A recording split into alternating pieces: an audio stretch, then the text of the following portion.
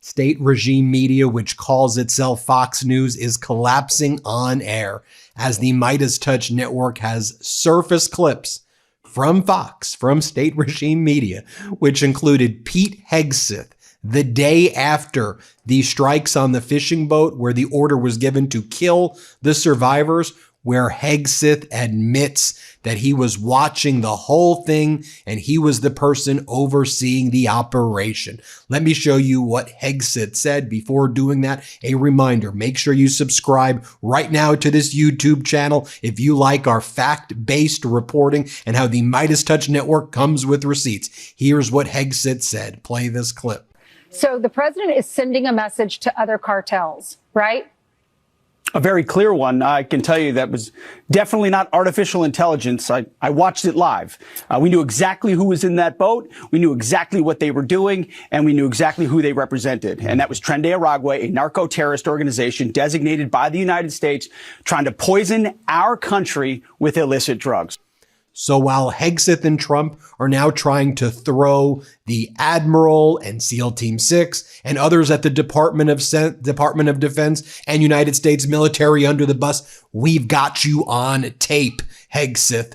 So what was Fox doing now to try to cover up all of this? Like, how are they trying to distract? Well, they start talking about how Melania Trump is saving Christmas. I kid you not. They're like, she says Merry Christmas again. Here, play this clip.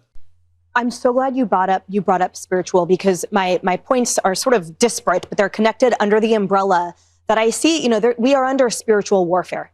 And I see, to your point about just following the Portland block with then seeing the First Lady of the United States supporting our troops, saying Merry Christmas, and being constantly a prism of love and light, which is what Jesus Christ is, which is what Judeo-Christianity is, right, which is what this country is. And now we have a First Lady that fearlessly and undeniably stands for those values. She is beautiful inside and out, and everything she does and touches reflects that. I love. By the way, don't we have clips of Melania saying that she effing hates Christmas and she effing hates she's like, I effing hate it. I hate the ornaments. I hate this. Words to that effect. Here's what she said. Here, play this clip. They say I'm complicit. I'm the same like him. I support him. I don't say enough. I don't do enough. No. Where I am, I'm working like my ass off. I know. Christmas stuff that, who gives a about Christmas stuff and decoration, but I need to do it, right? Yeah, but 100%. You have choice. And then I do it, and I say that I'm working on Christmas, planning for the Christmas, and they said, oh, what about the children? That they were separated. Give me a break. Where they were saying anything when Obama did that? I know. I cannot go. I was trying to get the kid reunited with the mom. I didn't have a chance. Needs to go through the process and through the law. But here's my thing. Hear what you just said. But instead of that, if you're messaging, you were so loved. They would not do the story. We put it out. They would not do the story. I'm telling you. You would not believe it. They would not do the story because they would not do the story because they are against us, because they're liberal media. Yeah, if I go to Fox, they will do the story. I don't want to go to Fox. And then you have Transportation Secretary Sean Duffy. His wife is a Fox host, and she's like, look, feminism, secularism, this is communism, and they're taking over. You see what they're doing here to try to distract and deflect? Here, play this clip. Christmas. And I think it's really up to us to reclaim our culture. We can sit and complain about it, but when we give in to those atheist groups that keep suing, we should come right back. This is our culture. I'm not going to let pro-Palestinian or whatever they're putting forward. These are all fronts for, whenever you see any of these groups, just think feminism, secularism, just think communism. This is what they're really about. It's always been about communism, making the state the center, removing the power of religion and family from our culture. And it's up to us to make sure that our culture remains what it is, which is a Western Christian culture with the beautiful history that we have in this country, and that we have to defend these things every single day, especially with our children. So put out your nativity scenes. Don't give in. Absolutely. And then you have people like this MAGA Republican Congress member, John Rose. He shows up and he's like, but the economy's booming. We're doing great. And next year it's going to get even better. Here, play this clip. The cost of living are coming down. This Thanksgiving was less expensive than last Thanksgiving. So we just have to have the patience to see these policies through to fruition. We're starting to see that happen. When we get to January 1st and we see many of the One Big Beautiful Law tax cuts start to come into play in a more real way for Americans, I think they're going to start to see the real hit in their pocketbook. And we see wages up in a dramatic way for the first time in a generation and since the last time when Trump was in office. So I think the answers are on the way. So state regime media's reporters who were in the press briefing yesterday, they were just trying to figure out how are they even going to deal with this. So you'll watch one of the Fox hosts right here saying, you claim that the admiral ordering the strikes on the survivors is lawful. What law are you referring to? Here, play this clip. Jackie. Thank you, Caroline. Following up on Gabe's question, you said that the follow-up strike was lawful. What law is it that allows no survivors? The strike conducted on September 2nd was conducted in self-defense to protect Americans in vital United States interests. The strike was conducted in international waters and in accordance with the law of armed conflict. If you're like me, instead of learning to skateboard, you wish you were learning to write code. Instead of scraping through college, you wish you bought Bitcoin at less than a cent or secured a few Nvidia shares before they boomed.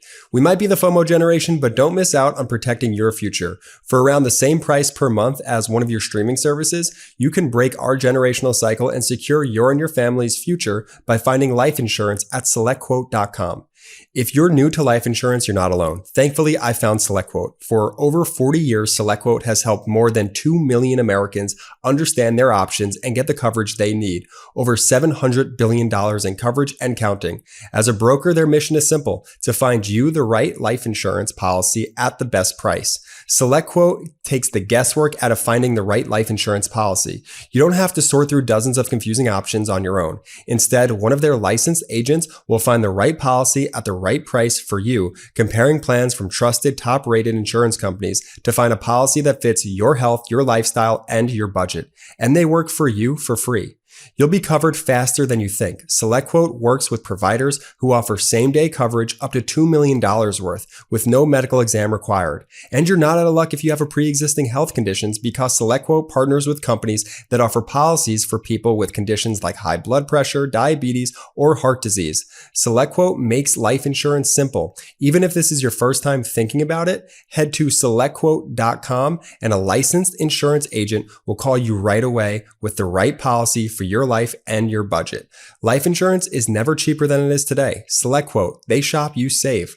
Life insurance is never cheaper than it is today. Get the right life insurance for you for less and save more than 50% at SelectQuote.com/Meidas. Save more than 50% on term life insurance at SelectQuote.com/Meidas today to get started.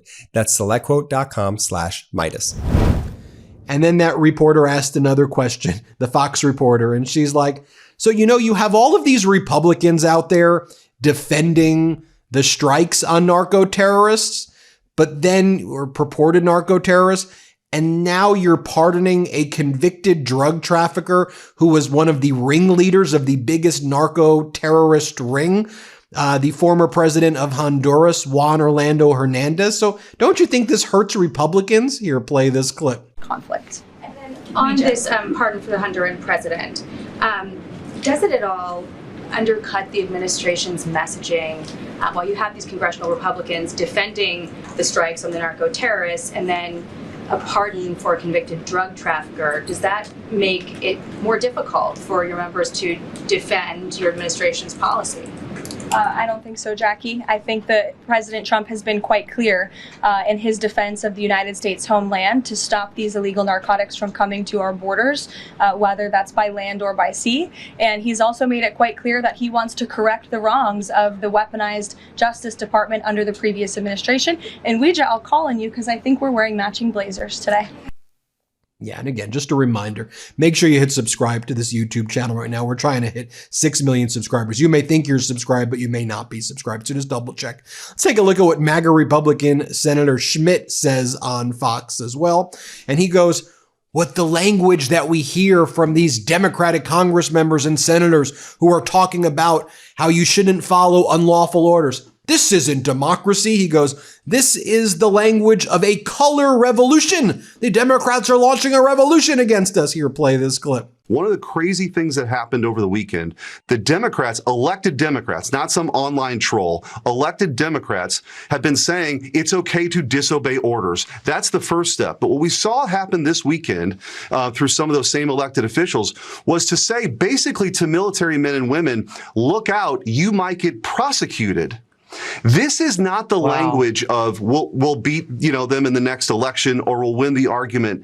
This is the language of a color revolution where you're calling on military men and women to disobey orders, and you put that on top of the firebombing of Tesla dealerships, the riots you see in the streets, the prosecution of a political opponent. The Democrats have completely lost the plot here, and the American people, I think, see that. But it's a very dangerous road to go down here to say you should be disobeying orders because we don't like Trump. Yeah, well, when you And then more of Senator Schmidt on Fox right here saying the Democrats suffer from suicidal empathy, and empathy is bad. It's suicide. Here, play this clip. So first of all, talk to me about the Democrat pushback on this asylum pause, this potential pause.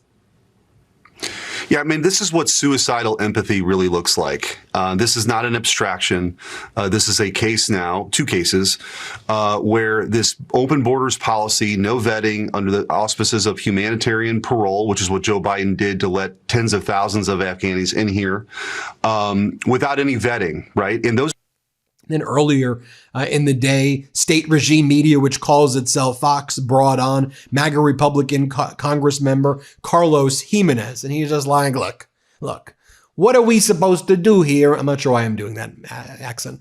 It's not even close to what he sounds like. But why do we as MAGA, why should we be doing any oversight? Look, Hegseth said he had nothing to do with it. Donald Trump said he had nothing to do with it. Let's just believe them, right? What's your job in Congress is quite literally oversight. Here, play this clip right here.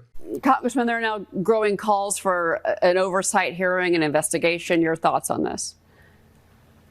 Look, it just seems all strange to me that you get the Democrats coming out with a video saying, do not follow illegal orders. And then all of a sudden you get this. Apparently, these are anonymous kind of whistleblowers that's saying that something happened here.